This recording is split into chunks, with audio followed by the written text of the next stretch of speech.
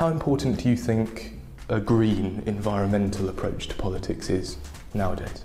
Depends what you're offering. I would like my constituents to have cheap energy rather more than I would like them to have windmills.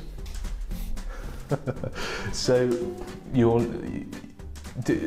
global warming, for example, is that for you a serious issue, man-made climate change, or perhaps you don't accept that? If you read the IPCC report on this, it said that if we were to take action now to try and stop man-made global warming, it would have no effect for hundreds or possibly 1,000 years. I'm all in favour of long-term policy making, but I think trying to forecast the climate for 1,000 years and what little steps you make now, having an ability to change it, is unrealistic. And I think the cost of it is probably unaffordable. I think you need to look at ameliorating the consequences of anything that may happen, like dredging rivers on the Somerset levels so that the floodwaters have a means to escape, doing that on a wider scale, looking at the Dutch experience over hundreds of years in making land that is below sea level, prosperous agricultural land. I think you want to take that approach rather than trying to go back to living in the Stone Age by reducing people's use of energy. That's right, yeah. What have future generations ever done for us anyway? Well, no, it's very important to consider future generations, and Conservatives tend to. It tends to be one of the features of conservatism. But I think we have to be realistic about what we can change, the timescale over which we can change it. And actually, I think mankind is highly adaptable, and we need to look at more adaptability rather than changes in behaviour. Deeply sorry that the member... Jacob Rees-Mogg! Thank you, Mr. Speaker. Further to that point of order, the right honourable gentleman, the Leader of the Opposition, said about 10 minutes ago in conclusion, I fear as time has passed, he may be in danger of inadvertently having misled the House. And I thought you might want to take the opportunity to set this right. Now, some people may think that the honourable gentleman is fastidious and others may conclude that he's pedantic. You pay your money and you take your choice. But there is no disorder here, although if people persist in raising what they know not to be points of order, that would itself be disorderly. And I know that the honourable gentleman of all people wouldn't want to stray into such misdemeanour. Correct me if I'm wrong, but hasn't Somerset always been 15 minutes behind the rest of us? In many ways, Somerset is ahead of the rest of the country and a leader in all things. So why do you want to put it 15 minutes behind? Well, I thought we'd have the right time. The problem with the Daylight Saving Bill, as it's called, is it doesn't save any daylight because there's only a limited amount, and in the winter, not a lot of it. Not a lot. And I think changing the clocks is a basically fruitless exercise, and this just highlights the point. Would you have your own pips on BBC Radio Somerset? Well, do you know where Somerset goes? I think the world would follow, and we would replace Greenwich Mean Time with Somerset Mean Time. We take a bit of getting used to watching the 10 o'clock news at 9:45.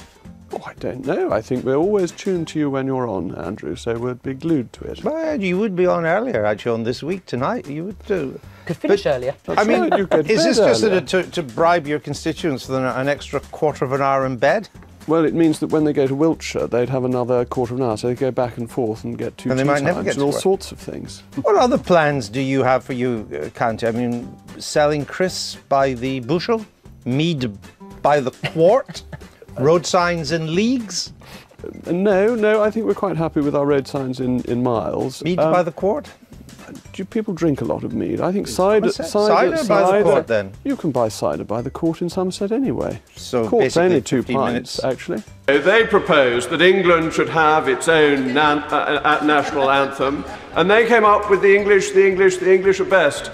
I won't go through all the lines, because though not a great advocate of political correctness, some elements of it in this modern age may cause some discombobulation to some other honourable members, particularly my friends from the Scottish Nationalist Party.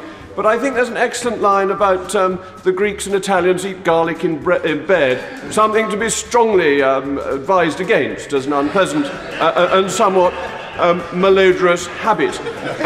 But actually I oppose this proposal for deep and serious reasons. What greater pleasure can there be for a true-born Englishman or true-born Englishwoman to listen to our own national anthem. A national anthem for our whole country, for our whole United Kingdom, of which England is but a part, but an important part. And to listen to those words that link us to our sovereign, who is part of that chain that takes us back to our immemorial history. To sing, or to, if one can't sing, listen to the music, the tune that invokes our loyalty to our nation as it has become. And they've taken to Jerusalem, and Jerusalem has a good tone to it. It's a happy song for people to sing, and we should all be in favour of happiness. But does it really make us have that patriotic pride swell up in us in the way that we would like? Not only does this proposed bill seek to regularise something that in our particularly brilliant British way we have never previously needed to regularise, that our national anthem has come about over time without needing pettifogging regulation or bureaucracy or any of these things that we dislike. So I must confess I was relieved when it was proposed that the anthem might be a song normally sung at the Labour Party conference, that the one chosen was not the red flag. Though with the current trend in the leadership of the Labour Party, it wouldn't surprise me if in a year's time we have a private member's bill making singing the red flag compulsory. Jacob Rees-Mogg.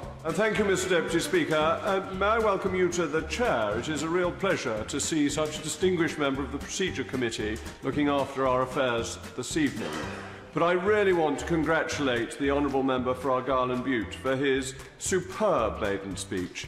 It was the ideal maiden speech. It contained everything that a good maiden speech should have. It was very serious-minded, enormously respectful of the House of Commons, generous to his predecessor, against whom I imagine he had quite a good campaign to have won so successfully.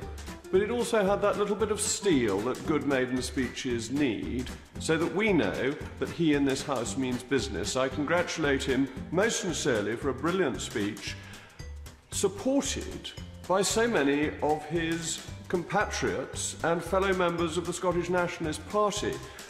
Looking at my own benches, I fear it puts us rather to shame. As a parliamentarian, the Scottish Nationalists have showed us how to behave today. They have come here more smartly dressed than the Conservatives. They have sat through the debate in greater numbers than my own party. They've even let the honourable gentleman, the member for Vol.5, have his normal seat. Their good manners and respect for the House of Commons is something that I think we on these benches will look forward to taking very seriously over the next 5 years, because those of us who are unionists recognise that their right to be here is just as great as those of us from England, Wales or Northern Ireland, and that will be a very important part of how this Parliament develops. But I've been saving up talking about J.M. Barrie and Peter Pan, because I actually remember when the bill went through in 1988, brought forward by the late noble Lord Callaghan, former Prime Minister, to extend the copyright on Peter Pan indefinitely. And the reason I remember it is I remember a speech by the late noble Lord Charteris, because he started by pointing out that Captain Hook was an Old Etonian. And Lord Charteris at that point was the Provost of Eton, and therefore it was immediately relevant and of interest to him.